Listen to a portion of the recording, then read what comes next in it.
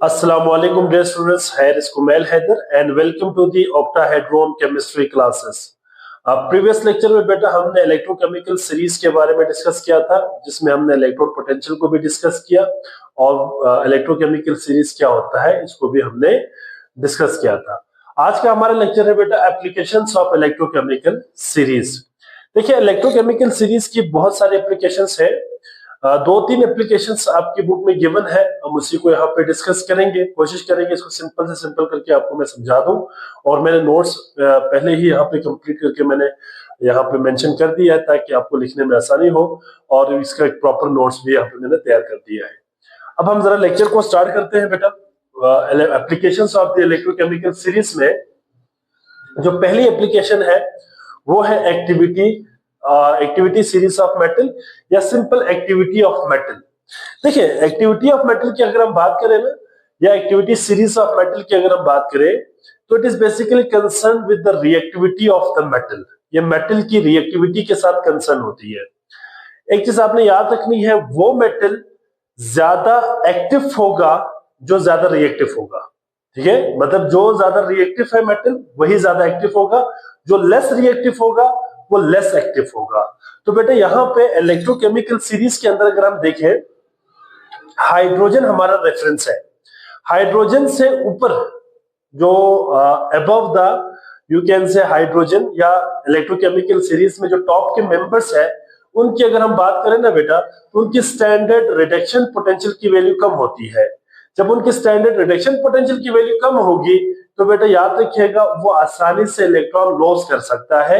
As a result उनकी reactivity ज्यादा होती है और उन मेटल को हम हाईली एक्टिव मेटल कहते हैं।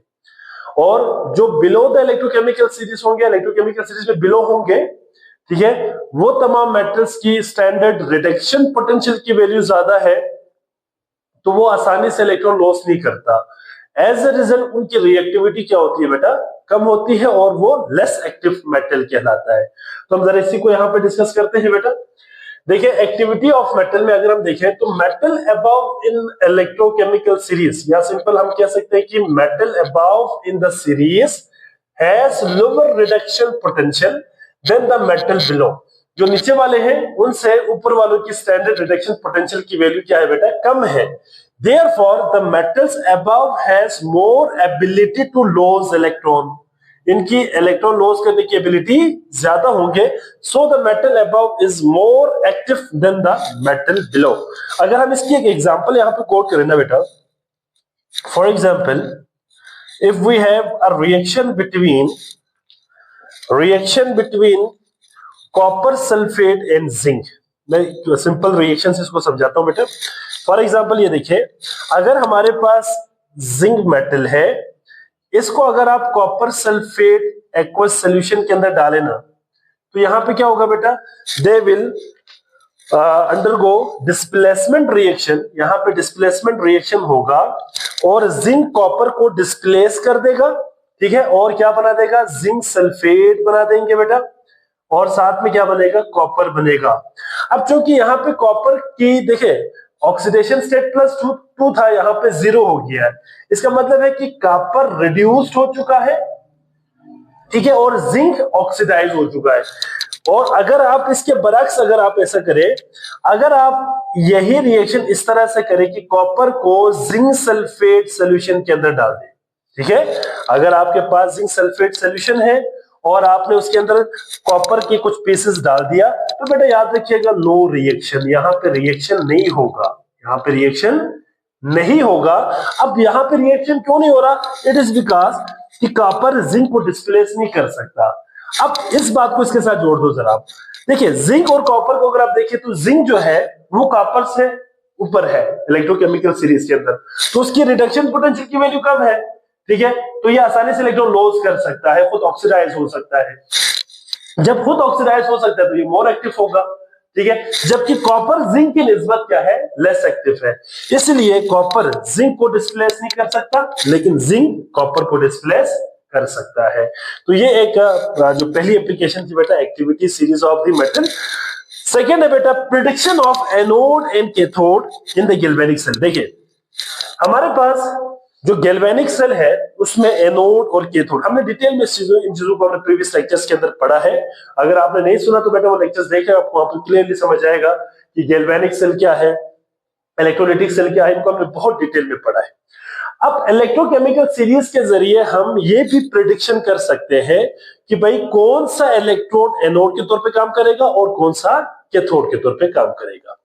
अब यहां पे एक सिंपल चीज आपने याद रखनी है, मैं सिंपल करके समझाता हूं, उसके बाद यहाँ पे जो मैंने लिखा है उसी को मैं आपको यहाँ पे समझा दूंगा। देखिए याद रखिएगा बेटा, वो मेटल जिसकी स्टैंडर्ड रिडक्शन पोटेंशियल की वैल्यू कम होगी।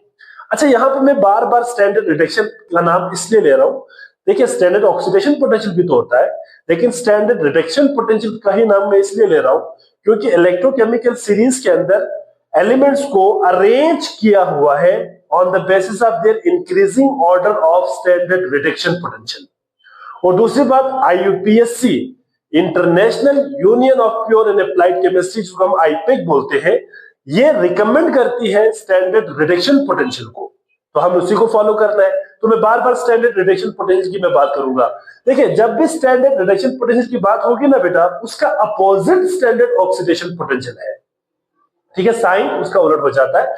तो यहां पे चीज आपने याद रखनी है बेटा, वो मेटल जिसकी स्टैंडर्ड रिडक्शन पोटेंशियल की वैल्यू कम होती है, ठीक है, जिनकी स्टैंडर्ड रिडक्शन पोटेंशियल की वैल्यू कम होती है, वो क्या होंगे बेटा, एनोड के तौर पे काम करेगा। और जिनकी स्टैंडर्ड रिडक्शन पोटेंशियल की वैल्यू ज्यादा होगी वो कैथोड के तौर पे काम करेगा। व्हाई? इट इज बिकॉज जिनकी स्टैंडर्ड रिडक्शन पोटेंशियल की वैल्यू कम होती है ना बेटा, वो क्या होता है, ऑक्सीडाइज होता है, वहां पे ऑक्सीडेशन होती है, ठीक है। जाहिर बात है बेटा, ऑक्सीडेशन हमेशा एनोड पे होती है और रिडक्शन हमेशा कैथोड पे होती है।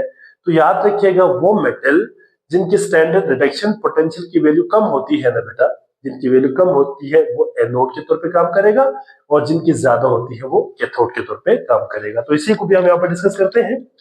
यहाँ पे देखिए, metal above in electrochemical series has greater tendency to be oxidized, ठीक है, जो ऊपर वाले हैं इनकी ऑक्सीडाइज होने की टेंडेंसी ज्यादा है बेटा, ठीक है। एज ए रिजल्ट क्या होगा, so can be used as anode, इनको हम एनोड के तौर पे इस्तेमाल करते हैं। और जबकि कैथोड के लिए क्या होगा बेटा, metal below in electrochemical series has greater tendency to be reduced, so they can be used as a cathode। तो यहाँ पे आपने बात याद रखनी है, ऑक्सीडाइज और रिड्यूस की बेस पर हम यहाँ पे एनोड और कैथोड को भी प्रिडिक्ट कर सकते हैं। इसके बाद थर्ड जो हमारी एप्लीकेशन है या थर्ड हमारी जो इसमें पॉइंट है वो है बेटा प्रिडिक्शन